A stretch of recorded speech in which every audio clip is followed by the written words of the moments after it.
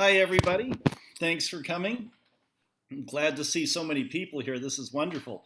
This is the second annual Planetary Health Film Lab Micro Film Festival. And the reason, of course, we call it micro is because the films are very short. and Recording. And this year, we're focusing on Indigenous youth and the stories that they want to tell. And I think you're going to be very pleased with the films that we have for you today. But before we get into it, appropriately, of course, we're going to have a land acknowledgement. So I'm going to read that for you right now, and then we can begin, okay? York University is situated on the traditional territorial area known as Tekaronto, and we acknowledge its current treaty holders, the Mississaugas of the Credit First Nation. We acknowledge this as the traditional territory of many Indigenous nations, including the Anishinaabeg Nation, the Haudenosaunee Confederacy, the Huron-Wendat, and the Métis. This territory is subject to the Dish with One Spoon Wampum Belt Covenant, an agreement to peaceably share and care for the Great Lakes region. So thank you for that. And to get things kicked off, I'd like to introduce one of the project leads of the Planetary Health Film Lab, and that's Kate Tilichuk. She's a Canada Research Chair here on matters related to youth at York University, and she's going to welcome everybody to the event today. Kate, over to you. Thank you so much, Mark, and hello and greetings. And welcome to everyone to this version of the Planetary Health Film Lab for 2021. I'm pleased and excited to be here and to help launch these incredible films. I've had a sneak preview already, so I can tell you we're in for an amazing visual, engaging, thought-provoking dialogue here this afternoon. In my brief welcome, I'd like to address two themes that the Planetary Health Film Lab deals with and sort of calls to mind. And one of them is people, and the other one is power. So to begin with people, I think the lab is a collective that in this case is surrounding young Indigenous filmmakers. Today it's Christopher, Jesse, Emily, and Sarah, and all their elders and other filmmakers in the communities and the team that makes up the lab. And our job really is to support their incredible storying and restoring of the Anthropocene in their own voices and in their own words. And I'm just really thrilled to be part of this lab. It is what I think of the brainchild of Mark Terry, but really I think it's the heart child of Mark, and one of many, many projects wherein Mark works with and for young people. And also James Orbinski, who I think is not with us today, and Deborah McDonald, who is with us today, and myself, Kate Tilichuk. And what a pleasure as a Canada Research Chair in Youth Education and Global Good. This film lab is just such an important and exciting, meaningful project that I get to be involved in. So it's incredible around people and community that's being built. My other quick theme is around power. And I just argue that this is the time of youth and youth empowerment. There are 2 billion young people on this planet at the moment. I argue they're the human face of the Sustainable Development Goals and are actually teaching us how to live at the intersections of these SDGs. How are they negotiating life on a planet that's struggling to nurture them and a planet that needs them very badly? So it's time, I say, to harness this intelligence, this poetry, this visual energetic storytelling that these young people are sharing with us as we're going to forge collective solutions to both local and global issues that are being thrown at us on this planet in this time. So on behalf of the whole film lab and the crew and the communities and the filmmakers, welcome and greetings. And please now know that this is our space together that we can share. It's a nurturing space for learning and dialogue and hearing about how young people are making visible to us the anthropogenic footprints, the climate justice issues, and the collective solutions that we're going to build. So Miigwech, thank you and welcome. Thanks, Mark. Okay, thank you very much, Kate. That was wonderful. That was a really good summary of the project and a very good acknowledgement of the themes and the people involved as well. I'd just like to maybe explain a bit to some of the people that don't know about the Planetary Film Lab, how it actually works. And I'll make it very brief, but just to summarize, we send a call for participants out early in the year, around February, March, and April. And then we recruit certain participants that meet qualification standards, things like age and experience and interest and a desire to make a film. And we get those people together, usually about 7 or 8 of them every year. And then once they've been registered in the program, then we begin the training. And the training takes place approximately every 2 weeks. And in this case, because we had to do things remotely, we did it through Zoom. So the participants were encouraged to come up with a story they wanted to tell, a way of telling that story, and then to shoot some of the interviews and B-roll that will eventually make up their film. And the good thing about the process of doing this over a summer was we were able to have, I think, 6 actual meetings by Zoom where we updated each other on our various progress, and we addressed some of the challenges that we were facing, and we were able to come up with solutions to allow us to move ahead and finish the films and have the day we're having right now. Once the films are finished, it's my job to present them to the United Nations. This is a component of the Film Lab that's very crucial because it's not just making a film that a handful of people see, it's making a film that people around the world get to see via our portal through the United Nations. And that portal is known as the Youth Climate Report. So I presented the films to the United Nations, and just this morning at 6 a.m., I got the approval to post them on the UN website. So early congratulations to all the filmmakers. Your films are now on the UN website, available on the Youth Climate Report GIS map. And I'm sure you're going to check that out right after this. So that's really good news. So congratulations for that.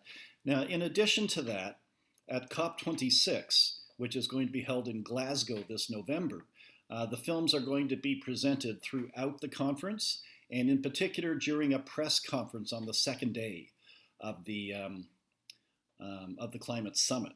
And that's very important because the international community of media will be there seeing the films and doing stories on them as well. So lots of good exposure for the films that you've made. Now, whenever we have an event like this, it's never done by just a handful of people, right? There's an awful lot of people involved behind the scenes. And I'd just like to list these people and acknowledge their participation, their support, and their cooperation and collaboration throughout this year's version of the Planetary Health Film Lab. First of all, we have to thank our sponsor, our very generous sponsor, the Hunter Family Foundation. And then, of course, our various project leads, James Orbinski, Kate Tilichek, and Deborah McDonald. And we also had a lot of presenters during our workshop week in August. And I'd like to acknowledge their invaluable contribution to knowledge mobilization and sharing with our participants. Tony Maroney, Charles Hopkins, Tony McGuire, Carter Kirilenko, Beth Eden, Gigi Staffney, Yarrow Malinowski, James Stinson, and Deborah McGregor. And I'd also like to acknowledge our partners, the Daudelet Institute for Global Health Research, the Young Lives Research Lab, York University, Harvard University's Planetary Health Alliance, the UNESCO Chair for Reorienting Education Through Sustainability, the United Nations Framework Convention on Climate Change, and of course the Youth Climate Report. And finally, way behind the scenes, we have some supporters that help pull all this together that need to be acknowledged, and that's Teresa Din, Naeem Mounier, Shauna Yale Shubs, CL McGuire, Catherine Cole, Melanie Martin, and Janice Menny. Thank you. Now we come to the most important part of the show, the filmmakers. I'd like to introduce the participants that are with us today and whose films we're going to watch. First of all, we have Christopher Akawenzi. Then we have Sarah Black, Emily McCallum, and Jesse Yekalea. Okay, these are our filmmakers. And before we actually show their films, I would like to get each one of them to introduce themselves and give you just a quick little one-sentence summary of what their film's about before we watch all four. Okay, so Chris, are you there? Yeah, I'm here. All right, over to you. I'm Chris Akawenzi. I'm from the Chippewas and Nawash on Sea First Nation here in Ontario. My film is about the decline of lake whitefish, but also the lack of ice coverage that we have here. Okay, thanks. What's the name of your film? What's the title? So Dikabang and ice. And Dikabang means whitefish in Ojibwe. Okay, thank you, Chris. Sarah. Hi, my name is Sarah Black. I'm from Yellowknife in Canada, Northwest Territories. Yeah, I'm Yellowknife's Dene First Nation, and my film is about the gold mines in my area, but most importantly, the giant mine and the pollution they left behind when they closed. And the name of your film? The Price of Gold. Very good. Okay. Emily McCallum, are you there? Hello, Hi, my Emily. name is Emily. I'm from Barrie, Ontario, and my film is on the lack of precipitation in my area. And the name of your film? Will there be another rainy day? All right. Thank you, Emily. Thank you very much. And last but not least, we have Jesse.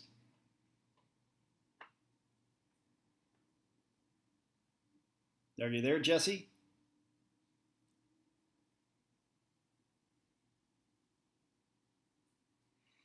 All right. Well, Jesse has always had challenges with her Wi-Fi signal and her internet, so maybe she's just checked out for a second. Oh, there she is. Here she is. Go ahead, Jesse.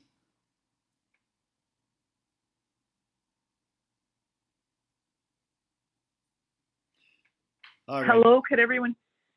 Yes, we can hear you. Go ahead. Hi, both that. Good morning. Or Good afternoon. Oh, you're on mute. Take yourself off mute. Thank you. could everyone hear me? Yes. Sorry. My name is Jessie Akalaya. I am from Talita, NWT in the Satu region. For my video, I was trying to go in the lines of our young people and our elders today, and like the past and what are we dealing with now. So I hope you guys enjoy it. There's well, you'll see it, but yeah, I was trying to go along the lines with having like past, present, and what I think or what is going to happen. So, Okay. so nice to be with everyone. Can't wait to see everyone's videos. Thank you. Thank you, Jesse. All right, everyone. I'm going to share the screen now, and we just will open up the actual films. So give me a bit of time for that.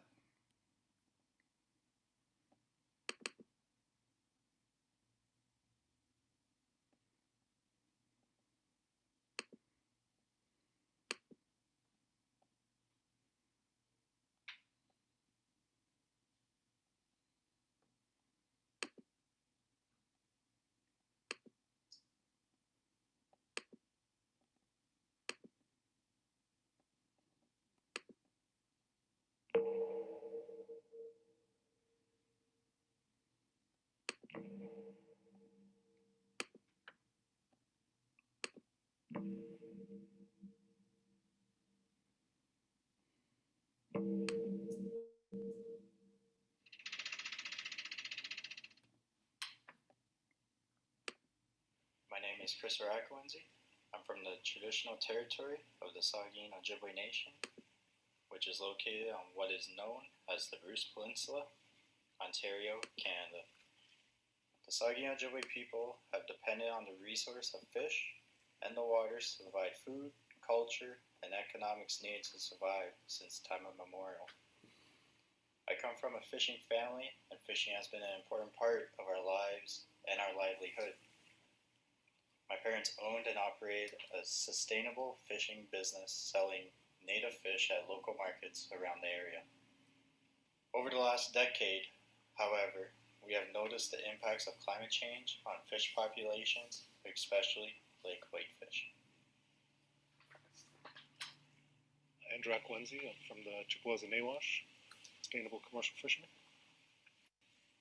My name is Natasha Akwenzi. I'm from Naxua First Nation, living at Nayashinaming with my husband and sons. Now our main catch is a dickmeg, whitefish, and that it's been in decline in the last little bit. Whitefish spawn in the fall on the shoals. They're not like other fish that travel upstream the rivers to spawn. They spawn in the rocks and the algae and the short grass that's out there, and use it as protection for their eggs.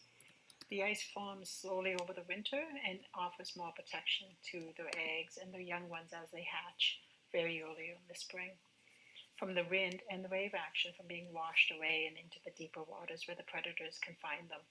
Not been much ice cover over the last couple of years, and that it's been very sporadic, not very heavy, and that we get a thaw in January now, and that melts everything down. There hasn't been too many good things I can say with the climate change, and that has come our way for fishing, and that I've had to shut my business down. The whitefish have become more scarce. I remember my uncle and myself fishing just over here, and that setting a net under the ice back in 75, 76, I believe it was, and that it hasn't iced up enough to be able to set nets under the ice safely anymore.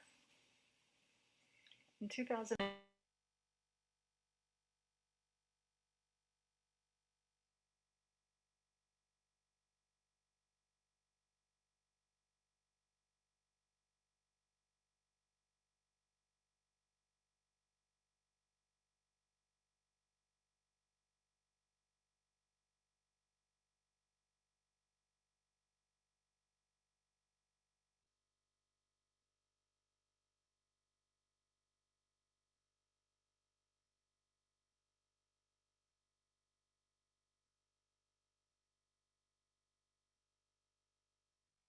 we started a not-for-profit group called Bogatawa Alliance, which means they set a net in additional mowing.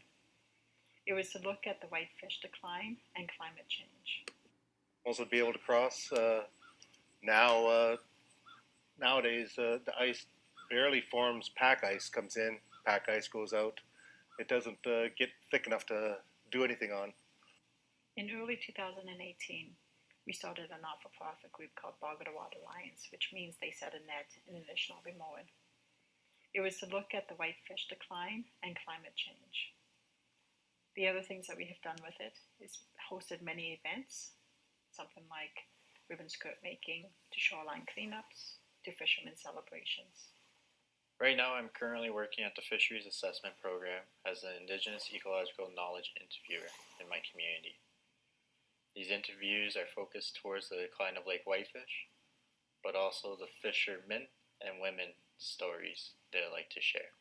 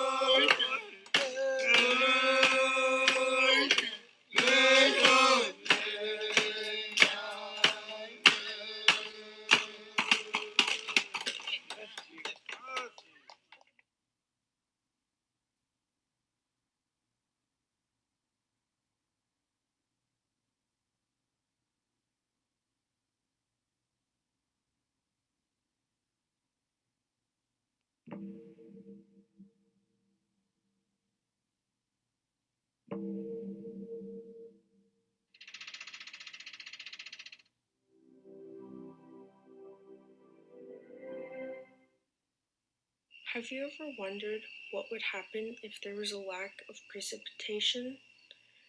The farm fields would get very dry and the crops wouldn't grow as big.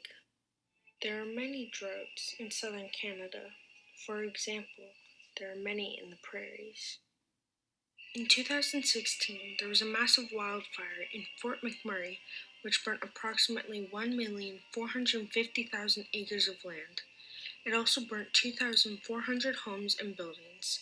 This caused 80,000 people to flee northern Alberta and 500 species lost their home. In 2013, the southern Alberta flood had 100 millimeters of rain. This caused the Bow River to flood the streets of Calgary. This hit many towns and cities.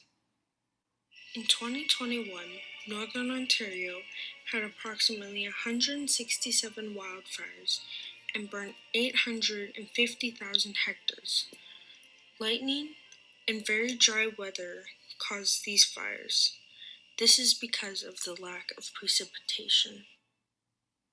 An example of lack of precipitation can be found in a small village of Glen Huron. This ditch in spring used to have plenty of flowing water. Now, you can see there is hardly any water. With the lack of precipitation, of rainfall and snow, this causes a drought in many lakes and rivers. For example, this water wheel has lost plenty of water to flow to rivers. With the lack of precipitation, this can cause many plants and flowers to die. Well, I'm a local resident here at Orr Lake. I've been here for 24 years. And I have to say, when I first moved up here, the levels of the lake were much higher. I would say about a foot higher. We had definitely northern pike here. Every spring they would come in to spawn. Now we see no pike. And we actually had a few years of carp coming in. Now we have no carp. So I'd have to say there's been a real change even in the quality of water. We're here near the largest aquifer of pure water in the world. But right now, we used to be rated pure in winter, drinkable in summer. That's not true anymore. What do you think has changed? Well, I definitely have to say that we're probably getting some sort of acid rain, but I'm going to say also the weather has changed. We used to get a lot of snow in the winter. We're not getting as much snow. We used to get a bit of rain, a bit of sun, but now we're getting maybe a lot of rain, and then 3 or 4 weeks of basically no rain at all. So the weather has changed.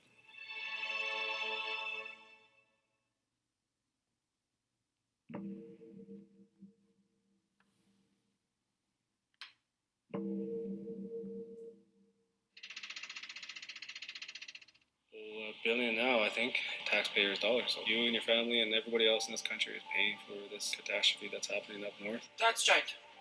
I'll tell you why we have to take care of this lake forever.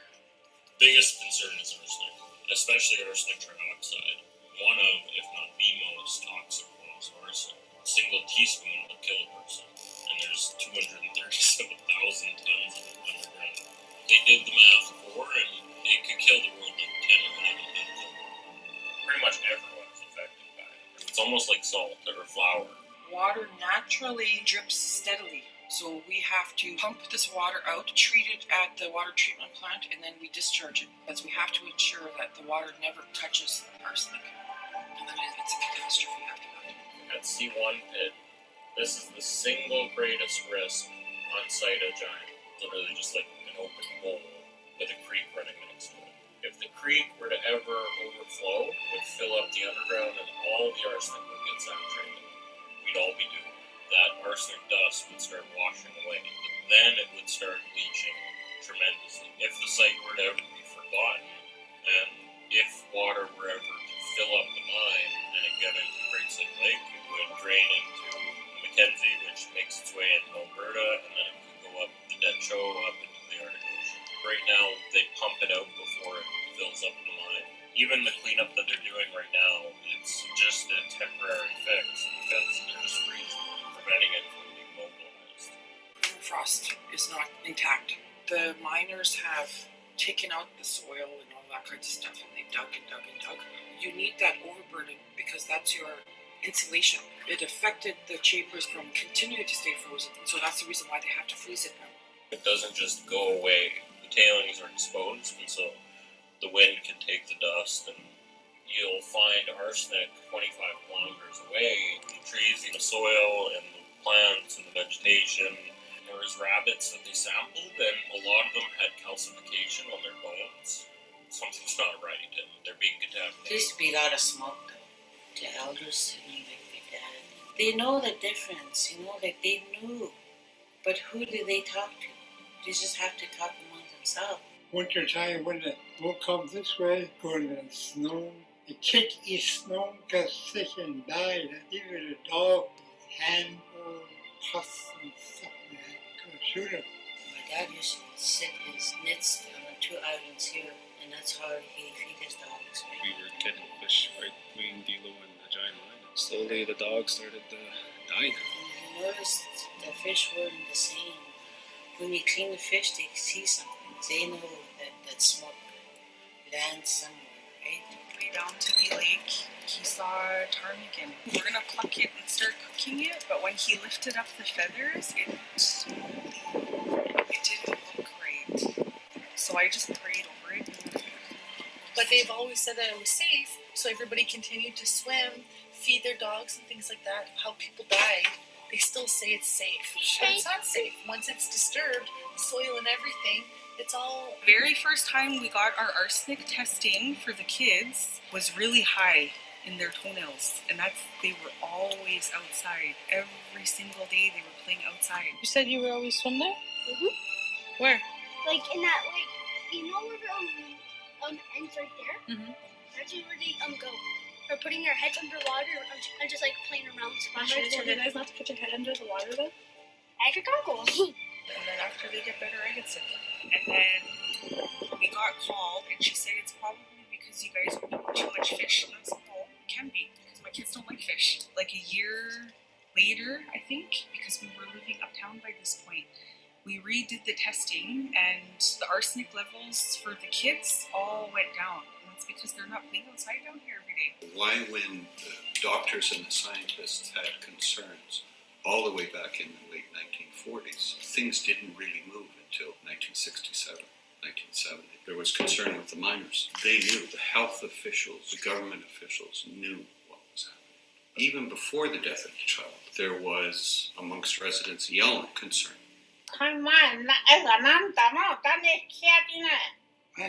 Not today.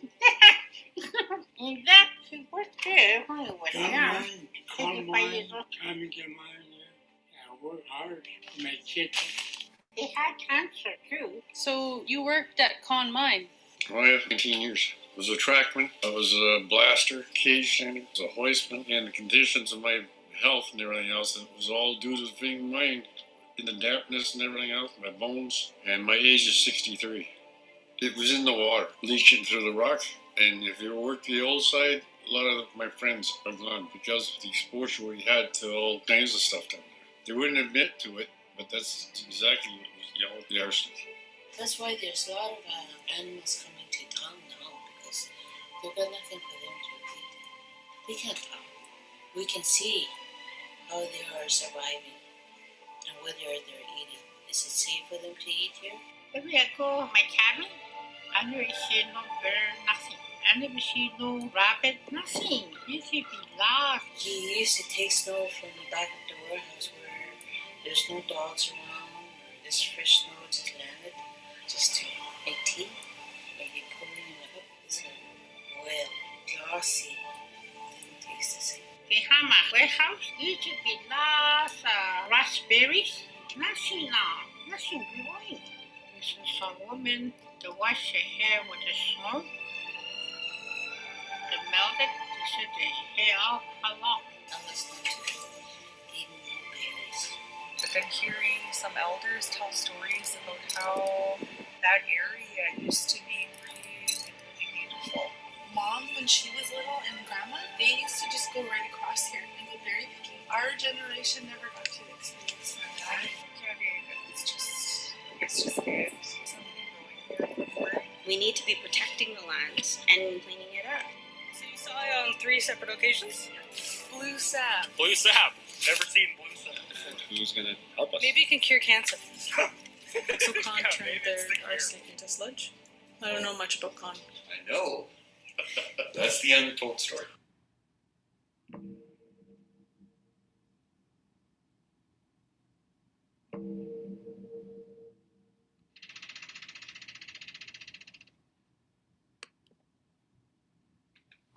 All right, welcome back. There you go. These were our films from this year, and I'm very excited about the diversity that we saw in these films. Not just the diversity of story, but also in storytelling styles. There's a lot of different approaches being taken here in order to convey the impacts of climate change and the issues of planetary health in these 4 very different communities. So congratulations to all the filmmakers. Let's give them a round of applause. You can do it digitally too if you prefer. Thank you, everybody. And if I can call on Naeem, something we'd like to do to commemorate today is to take a group picture. And if we can have everybody, or as many people as possible, in a group picture, that would be great. Naeem, can you help set that up? Yeah, I'm just waiting for a bunch of people to turn their videos on if people can do that. If not, yeah, I'll wait a few seconds and then I'll take a few. Okay, great. I'm just looking for the view myself here. Oh yeah, we got a lot of people there. Yeah, Idil, if you could turn your camera on, that would be great. Jigme. Hey Jigme, glad you could make it. All right, we might be taking a couple of pictures so we can include everybody. Are you ready, Naeem? Yep, Mark, I think everyone is, a lot of people have already turned it on. So if everyone can sort of pose, give their best smile, just give me a few seconds and I'll grab a few screenshots. All right, everybody smile and say planetary health.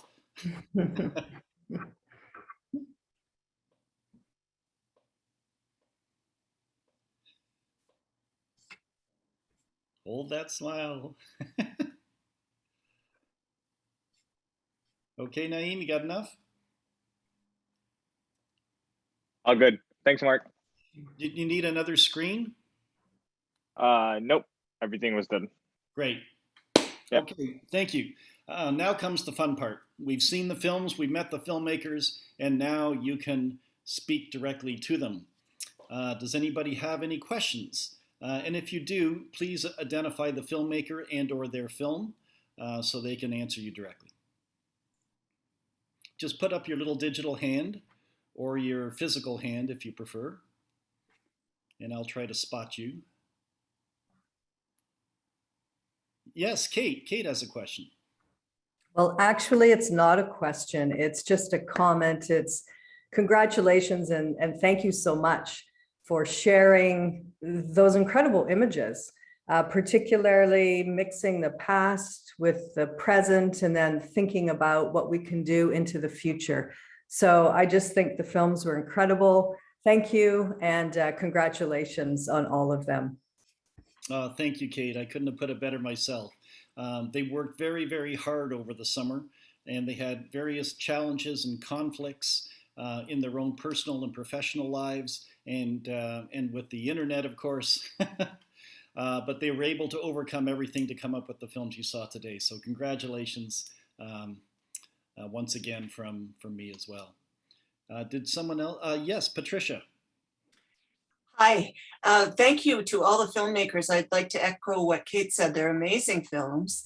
And so I have a question about are we free, like, is there a way that we can show them to other people? Like, for example, in classes, I'm teaching a class on climate change now, and I would love to include several or if not all of the films.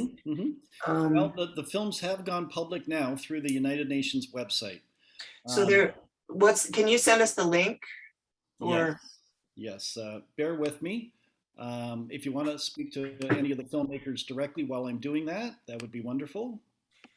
I'd just like to talk to the to Christopher, I think it is about the whitefish. A couple of years ago, I took a little trip around Lake Superior, and everybody was always talking about the whitefish. There's so many stories about how plentiful they once were. It sounded like you could even walk across on the backs of the whitefish in some narrow places in Lake Superior. And so it's such a tragedy that they're in decline now. And I just wanted to thank you for focusing on that, because there's very little information about what has caused that decline other than overharvesting, which was always a big issue in the colonial times and I guess up till now. Do you want to talk any more, Christopher, about the whole trajectory of whitefish in Canadian history? So actually I'm here with small question, right? Just a small one, but actually I'm here at work today, and actually I'm here with my boss Ryan. He's our biologist manager here at the Chippewas and Awash. And yeah, we had stories of where the whitefish were you could walk across their backs at one point here in our own community. But for my area, I know about the collapse. There's a few different ideas or hypotheses about the collapse. So I decided to take it towards the lack of ice coverage and the warming water temperatures for my region. But for the grand scheme of Canada, I'm not too sure how their populations are doing or how it really is. Maybe you'll write the book. maybe with Ryan one day. Yeah, as far as whitefish go, I mean, in this area, we don't fully understand what's going on with them, but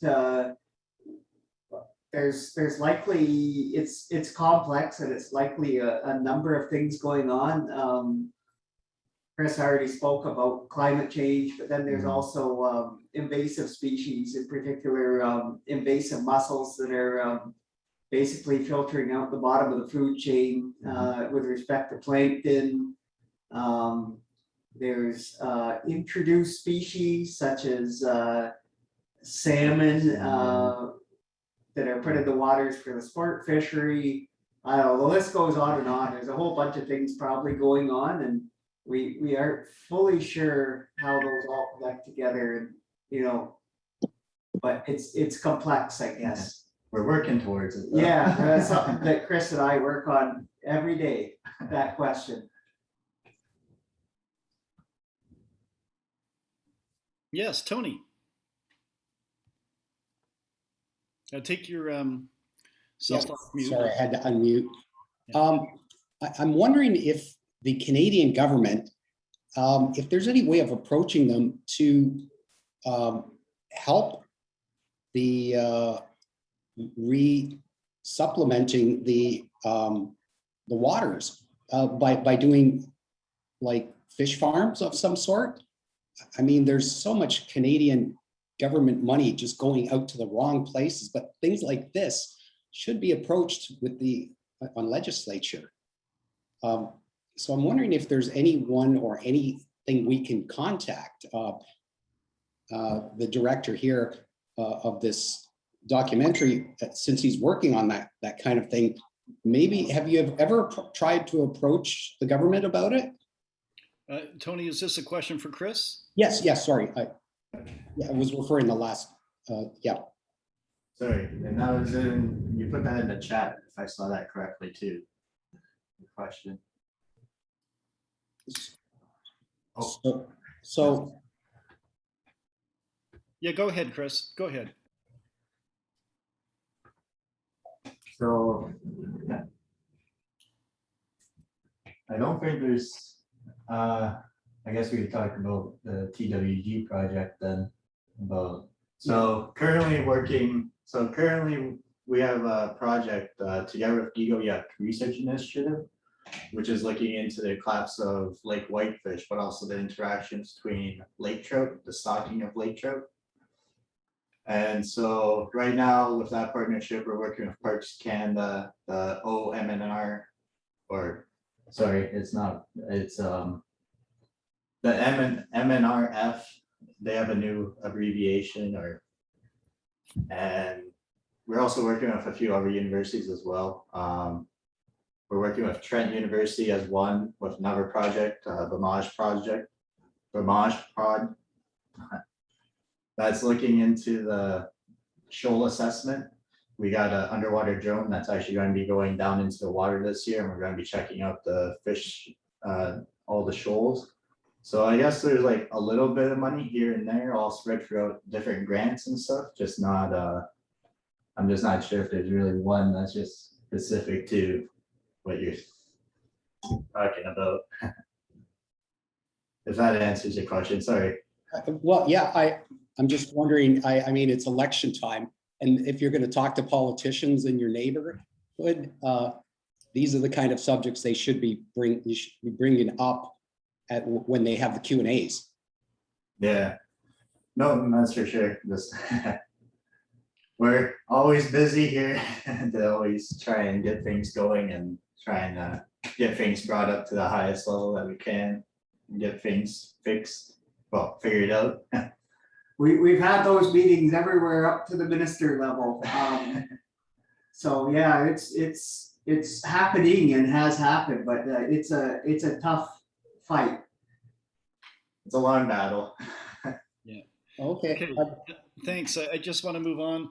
I have a question for all four of the filmmakers today. And that's just quickly, I wanted you to talk about the workshop experience you had and the various speakers that came in from around the world for part of the training, so you could learn not just about filmmaking, but also about planetary health and Indigenous history, other stories like that. Would any of you guys like to comment on how you enjoyed or got something out of those sessions? Maybe we can start with Emily. Did you have a favorite?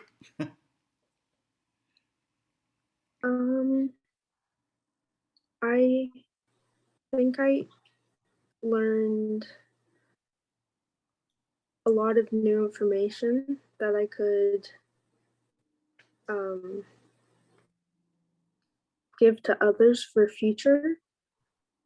And I really enjoyed just hearing all of the different presentations that were shown during the workshop. Yeah, well, thank you for that. And you really hit on a good point, because one of the goals of the Planetary Health Film Lab is to share the knowledge that we pass on to you during the workshop with other youth from your own home countries and communities. That way we kind of spread the knowledge of how to make these films, these tiny little communication tools for the UN that way. And I'm very glad to hear that you plan on doing that, Emily. Thank you. Sarah, are you there? Hi, yes, my home network pooped out, so I'm on my phone now. Okay. Yeah, I found that I didn't know how to start, really. Like, I wish that we had that meeting like earlier, because once, I don't remember who, but I think it was like all of them they were talking about how to tell the story about the Indigenous perspective, where I was kind of coming at it from just like a whole trying to explain the situation. But once they kind of brought up the idea of me telling a story and also like doing some digging, my own research. That's also what we as Indigenous people do. We storytell. That's how we pass on information, and how we've kept on traditions is we just tell stories. And it really made like the world of a difference. It changed how I was approaching it. Yeah. Oh, good. So it was really nice hearing all the ways that we could possibly come at it. So that was really good of them. Yeah. Great. Thank you, Sarah. Jesse.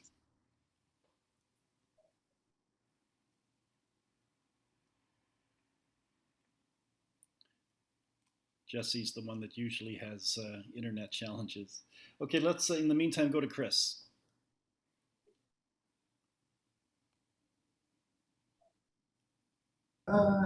With the Well, actually, this project is actually going to help out a lot with what I'm doing here with work too. We'll be doing some interviews here ourselves with the lake whitefish and trying to figure out what's happening with them. But we're also coming out with a documentary as well. That's going to be a 15 minute, one 15-minute and two 15-minute films, but on two different ideas, I guess you can say. So this is kind of a good warm up, and I appreciate everyone's film too. They're all really well done, and I really like them. You get to see a whole different side of Canada. Yes, exactly. And thank you for that, Chris. Thank you. Jesse, I saw that you were back online there for a second. You want to weigh in? Hi, could you hear me? Yes, we can. Yay, awesome. So for my video, it was a heck of a time, I tell you that. Just where I'm located, the internet is really, really awful here. And during that time, you couldn't even use the internet for about a good 2 to 3 weeks there. And there was a COVID outbreak happening too in our community, so you couldn't really go anywhere either. There's just so much on your mind and stuff like that. But for the video, it was frustrating. I only had my iPhone that I did it on, but it turned out okay, I guess. And I thought doing this video was a great idea for myself and for any other youth out there listening, because I felt that this was a way to hear from a youth's perspective on what do they think about climate change, how do they see it, because when I think about that, I myself as a youth, and we're the ones that's going to be dealing with it. I also thought the video was a great idea to show that to people and youth. And I had in my mind all the time the youth and our elders and the past, because I remember when I was growing up, a little girl, we didn't have to worry about climate change. We didn't have to worry about that when we were kids. And today, it's right here. It's right in front of us. You know, in our homes, with the houses shifting and the permafrost and animals declining. And so I felt that this was a great way to show that from a youth perspective. So I did try to mix it with past and present, sort of. But yeah, thank you. No, and thank you, Jesse. I really appreciated your film, because I think I mentioned to you on the phone one time that it's an unusual form of documentary called the poetic mode. And I really, really appreciate that style. It's my favorite style of documentary filmmaking, because you tell the story with the images alone, right? There's no interviews, there's no narration, right? And I really appreciated that you took that form of storytelling. So thank you again. Thank you so much. That makes me happy. Thank you. Oh, you're welcome. Okay, we're going to wrap things up, but before we do, I noticed that there's still one more question here from Idel. So sorry to make you wait there, Idel, but we saved the best for last, right? Thank you, Mark. I'll be very brief. I want to congratulate all the filmmakers. I enjoyed every one of them. I did have a very brief question to Jesse, and I really liked indeed, Mark, as you said, the poetic feature, but especially the juxtaposition of the footage from the past and the present. And my question to Jesse was if there is a few more words that you can tell us to share about the story of the footage, the past films in your documentary. Very brief. I could try my best. So throughout my video, I was using photos of my grandmother and her mother, so all my ancestors. I had a lot of photos from the past, so it was kind of hard to choose which one you were wanting, and there was a bunch I wanted to show, but so I tried to choose the ones I thought that would fit with the song playing in the background. The photos are the little girl and the elder, which is the little girl is my grandmother, and that's her mother. And it shows out throughout with them again, as them sitting in the tent and on the ground, sitting on a spruce brush to sit on the ground. So I thought of that picture because they're all sitting there in camp, way before, there's stores and, recreation places. They're sitting there at camp, and it looks like they're not worrying. They're not worrying about, anything. It's just right there for them, which they are enjoying. So I really liked that photo, just because when you think about the past, you weren't worrying about, all the stuff that's happening in the world today. So I was kind of going for that. And the video of them carrying the Mooskin boat, I tried to use black and white just to have fun with the video and trying to bring that past to the present. So all the people carrying the Mooskin boat, that Mooskin boat was just made in August, and so I was there. I got to sew the hides together. I think there were about 8 hides. So there was a group of people up the river in camp. And so that photo reminded me of us being in that camp and my grandmother being at that camp. And just at the camp, the energy there, it was so amazing. It just made you felt like your ancestors were all there sitting and watching you as you were sewing, as everyone was working on the boat.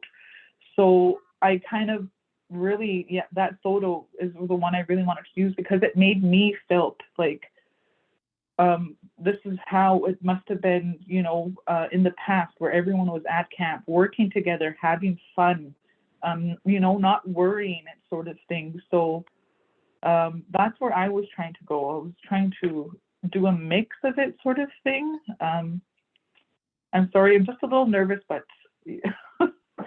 that's what I was trying to do. Thank you. All right. Well, great. Thank you for that. We have one more thing to do, and that's to hand out the certificates for the participants for completing our program. And I'm trying to do that by sharing my screen, but of course it's not working. So I'm